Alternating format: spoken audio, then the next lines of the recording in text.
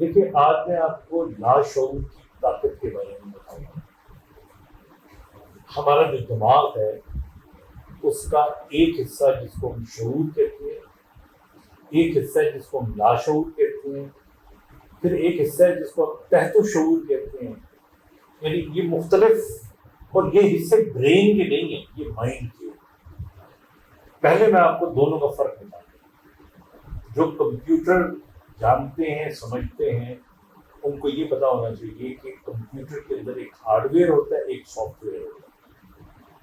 جو hard where ہوتا ہے یہ برین ہے، اور جو سافٹ ویئر ہوتا ہے یہ مائنڈ ہے. اس لیے ہر آدمی کا برین علیحدہ ہوتا ہے اور مائنڈ علیحدہ ہوتا ہے.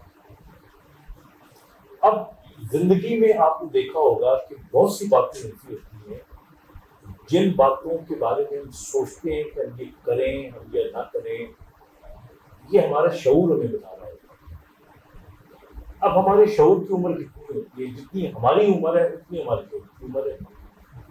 مثال کے طور پہ ایک بچہ پیدا ہوا تو سب سے پہلے اس کو یہ پتا چلتا ہے کہ اس کی ماں کون ہے، اس کا باپ کون ہے، بہن بھائی کون ہے، پانی کیا ہے، روٹی کیا ہے، دودھ کیا ہے. یہ ساری انفارمیشن جو اس کے دماغ میں جاری ہوتی ہے یہ شعور میں جاری ہوتی ہے، اور اس کے شعور میں یہ بات بیٹھنا شروع ہو جائے.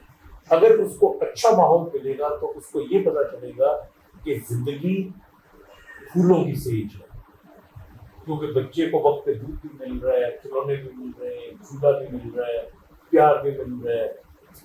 تو اس کو لگتا ہے کہ زندگی جو ہے وہ بہت ہی خوبصورت چیز کا نام ہے.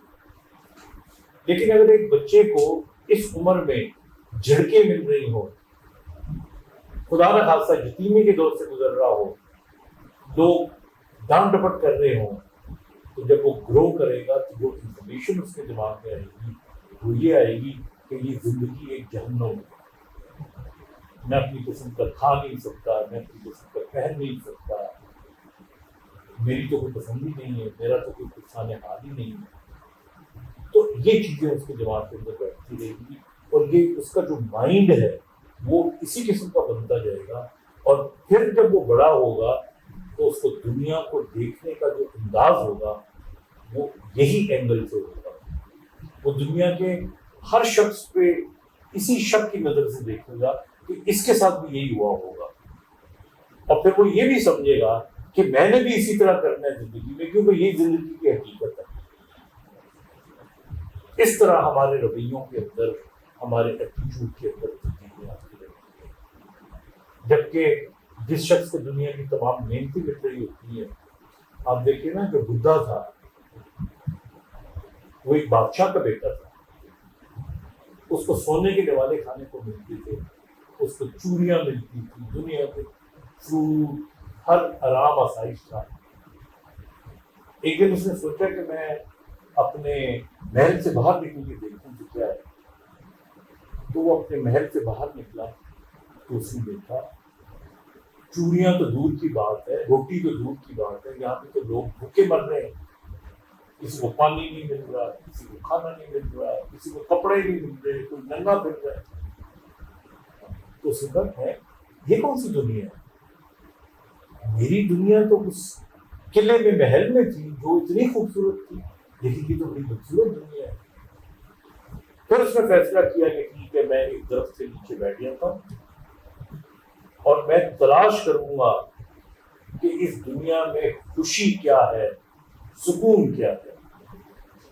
اور پھر وہ بیٹھا رہا، بڑے عرصے تک وہ بیٹھا رہا، وہ سوچتا رہا. اور پھر اس کو پتہ لگا کہ خوشی کا راز کیا ہے.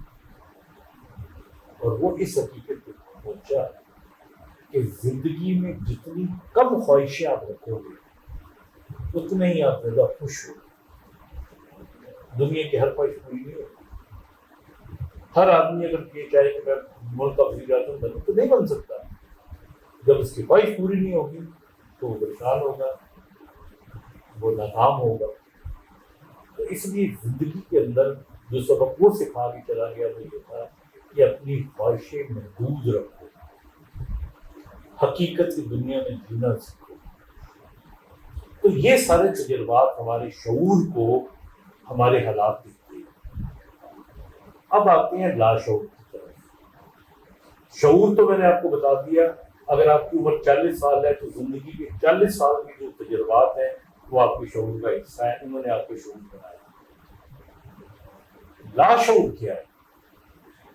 لاشعور آپ کے دماغ کا وہ حصہ ہے جس کے اندر صدیوں پرانا، ہزاروں سال پرانا، لاکھوں سال پرانا تجربات جو ہیں آپ کے ماں باپ کے، آپ کے اسلاف کے، آپ کے آباء و اجداد کے، وہ بھی اس کے اندر رقم ہے. یعنی آپ کے لاشعور میں جینیٹک میموری موجود ہوتی ہے. کیا آپ نے کبھی غور کیا کہ کبھی آپ کسی ایسی جگہ پہ جائیں جہاں پہلی دفعہ گئے ہیں اور پھر آپ اس جگہ کو دیکھیں تو آپ کو لگتا ہے کہ شاید میں پہلے بھی یہاں پہ آیا ہوں؟ وہ کیا ہے؟ ڈی جو فینومینا. آپ نہیں آئے، ہو سکتا ہے آپ کے آباء و اجداد میں سے کوئی شخص وہاں پہ آیا ہے اور وہ میموری آپ کے دماغ میں رہ گئی. کچھ آوازیں ایسی ہوتی ہیں، کچھ چہرے ایسے ہوتے ہیں جنہیں دیکھ کے آپ کھٹک جاتے ہو کہ شاید میرا ان سے کوئی تعلق تھا. یہ وہ چیزیں ہیں کہ جو آپ کے لاشعور سے آپ کے اندر آئی ہوتی ہیں.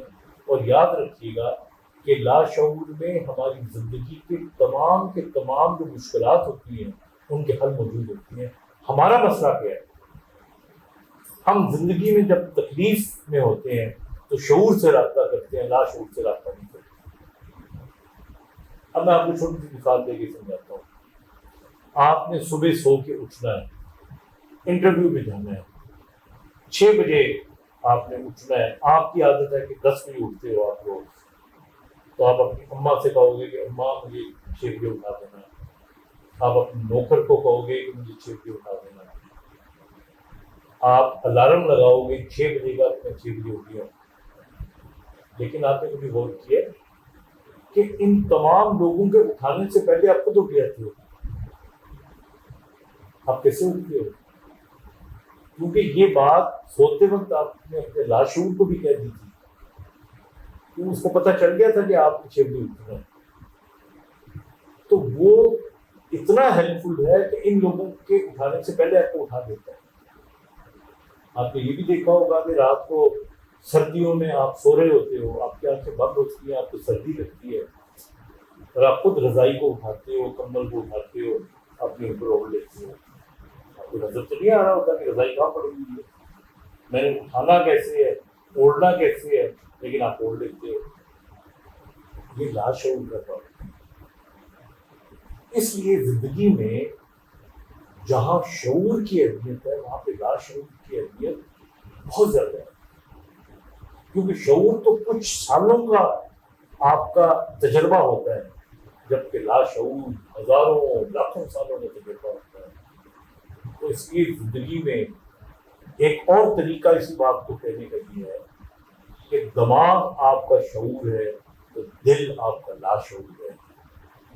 جہاں دماغ کی بات ماننی ہے مانے، جہاں دل کی بات ماننی ہوتی ہے وہاں پہ دل کی بات مانا پڑے. اس لیے میں ہمیشہ یہ کہتا ہوں کہ اپنے لاشعور سے وقت جب ضرورت ہو تو ضرور رجوع کیا کریں. خاص طور پہ میں چند ایک آپ کو مثالیں دینا چاہ رہا ہوں اور ان کو ذہن میں یاد رکھیے گا.